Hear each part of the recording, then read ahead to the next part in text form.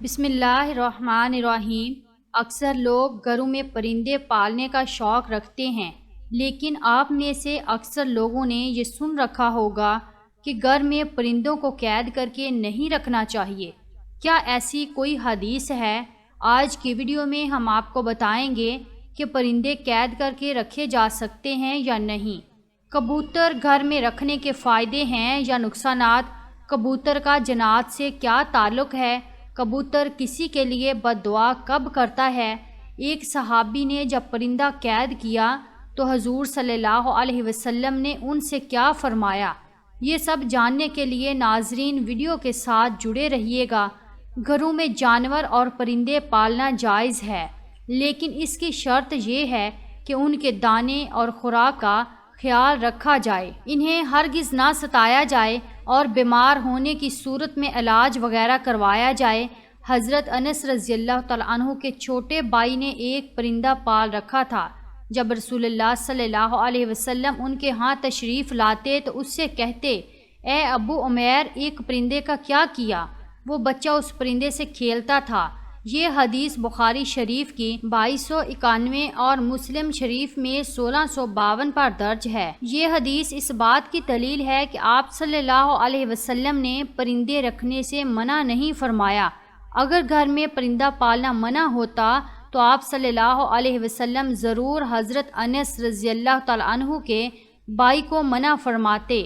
اسی روایت کی بنیاد پر یہ کہا جاتا ہے کہ گھر میں پرندوں کا پالنا جائز ہے، لیکن جیسا کہ پہلے بھی بتایا گیا ہے کہ ان کے پالنے کے لیے ضروری ہے کہ ان پرندوں کی ہر ضرورت کو پورا کیا جائے تاکہ پرندوں کو کسی قسم کی کوئی تکلیف نہ پہنچے۔ رسول اللہ صلی اللہ علیہ وسلم نے فرمایا کہ ایک عورت صرف اس لیے جہنم میں گئی کیونکہ اس نے بھوکا پیاسا ایک بلی کو باندھے رکھا، نہ اس کو کھانا دیا اور نہ ہی پانی دیا، اور نہ اس کو کھلا چھوڑا کہ وہ خود ہی کچھ کھا پی سکے۔ اسی طرح کبوتر کو بھی گھر میں پالنے سے منع نہیں کیا گیا، لیکن پرندوں کو ستانا ایک بہت بڑا گناہ ہے، جیسا کہ ابو داؤد شریف میں حضرت عبداللہ بن مسعود رضی اللہ تعالیٰ عنہ سے روایت کردہ ایک حدیث میں کبوتر کا ذکر ہے۔ ایک کبوتر حضور پاک صلی اللہ علیہ وسلم کے پاس آیا اور اپنی زبان میں کچھ کہنے لگا۔ جب وہ چپ ہوا تو حضور پاک صلی اللہ علیہ وسلم فرمانے لگے کہ میرے کسی صحابی نے اس کبوتر کے گھونسلے سے انڈے اٹھائے ہیں۔ پاس ہی کے صحابی نے اقرار کیا تو حضور اکرم صلی اللہ علیہ وسلم نے انہیں حکم دیا کہ فوراً اس کے تم انڈے واپس رکھ آئیں۔ دیکھا ناظرین، پرندوں کو ستانے میں کوئی خیر نہیں ہے، بلکہ الٹا پرندے اپنے ستانے والے کے لیے بد دعا کرتے ہیں۔ چونکہ کبوتر بھی ان پرندوں میں شامل ہے جو کہ انبیاء علیہ الصلوۃ والسلام کا پسندیدہ رہا ہے، اسی لیے اگر کبوتر کو ستایا جائے گا تو کبوتر بھی بد دعا دے سکتا ہے، لہٰذا کبوتر کو ستانے سے اجتناب کرنا چاہیے۔ کبوتر کے حوالے سے آپ کو بتاتے ہیں کہ اسلامی تعلیمات اس کے بارے میں کیا کہتی ہیں۔ احادیث میں ہے کہ گھریلو کبوتر خدا کو بہت یاد کرتے ہیں، اہل بیت کو دوست رکھتے ہیں اور صاحب خانہ کو دعا دیتے ہیں کہ اللہ تمہیں برکت دے۔ کسی شخص نے رسول اللہ صلی اللہ علیہ وسلم سے تنہائی کی شکایت کی تو آپ صلی اللہ علیہ وسلم نے فرمایا کہ ایک جوڑا کبوتر کا پال لے۔ حضرت جعفر فرماتے ہیں کہ کبوتر پیغمبروں کے پرندوں میں سے ہیں۔ کبوتر گھر میں رکھو چونکہ حضرت نوح علیہ السلام نے اس کو پسند کیا ہے اور دعا دی ہے کہ کسی پرندے پر اتنا پیار نہیں آتا جتنا کبوتر پر آتا ہے۔ آپ نے فرمایا جس گھر میں کبوتر ہو اس گھر میں رہنے والے جنوں کی آفتوں سے محفوظ رہیں گے، کیونکہ جنوں کے بچے گھروں میں کھیلتے پھرتے ہیں۔ جس گھر میں کبوتر ہوتے ہیں وہ ان سے مشغول رہتے ہیں اور آدمی کی طرف متوجہ نہیں ہوتے۔ اسی طرح ایک روایت میں آتا ہے کہ کبوتر کا جو پر جھڑتا ہے وہ شیاطین کی نفرت اور بھاگنے کا سبب ہوتا ہے۔ ان روایات سے یہ بات معلوم ہوئی ہے کہ کبوتر کا گھر میں پالنا بالکل ٹھیک ہے، بلکہ معجب برکت ہے۔ جیسا کہ آپ نے صحابہ کو گھر میں کبوتر پالنے کا بولا تو اس سے بات معلوم ہوتی ہے کہ کبوتر پالنے میں خیر ہے۔ کبوتر پالنے کے ساتھ منسلک یہ یاد رہے کہ بعض لوگ شوق سے کبوتر پالتے ہیں، ان کا شوق کبوتر پالنے کی حد تک تو ہوتا ہے، لیکن بعض لوگ کبوتر بازی کی نیت سے کبوتر پالتے ہیں۔ چونکہ کبوتر بازی میں وقت اور پیسے کا ضیاع ہے، اس لیے کبوتر بازی سے منع کیا گیا ہے۔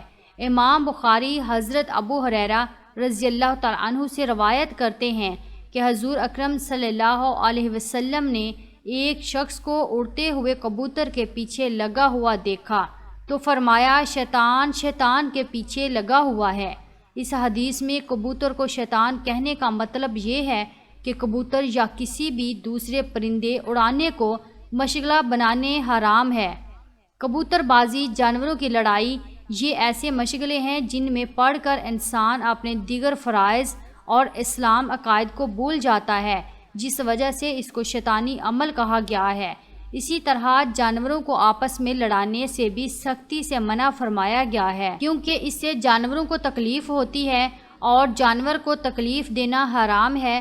رسول اللہ صلی اللہ علیہ وسلم نے فرمایا جانوروں کو ایذا و تکلیف دینا درست نہیں۔ جیسا کہ رسول اللہ صلی اللہ علیہ وسلم ایک اونٹ کے پاس سے گزرے جس کے چہرے پر داغ لگایا ہوا تھا تو آپ نے فرمایا جاؤ اونٹ کے مالک سے کہو کہ اس کے چہرے سے آگ کو دور رکھے۔ الحدیث۔ انس رضی اللہ تعالیٰ عنہ سے روایت ہے کہ رسول اللہ صلی اللہ علیہ وسلم نے ایک گدھا دیکھا جس کے چہرے کو داغا گیا تھا۔ آپ نے فرمایا اللہ کی لعنت برسے اس آدمی پر جس نے یہ داغ دیا۔ کبوتر بڑا ذہین پرندہ ہے جو اشخاص کو ان کی تصویر میں بھی پہچان لیتا ہے۔ سائنسدانوں کا خیال ہے کہ کبوتر آئینے میں اپنی تصویر دیکھ کر خود کو پہچان سکتا ہے، یعنی یہ چہرے کی پہچان کی حد تک خود شناس پرندہ ہے۔ یہ خصوصیت چونکہ دوسرے پرندوں میں نہیں پائی جاتی، اس لیے اس کی اپنی جداگانہ حیثیت ہے جو کسی بھی دوسرے پرندے سے انہیں اس خصوصیت میں ممتاز کرتی ہے۔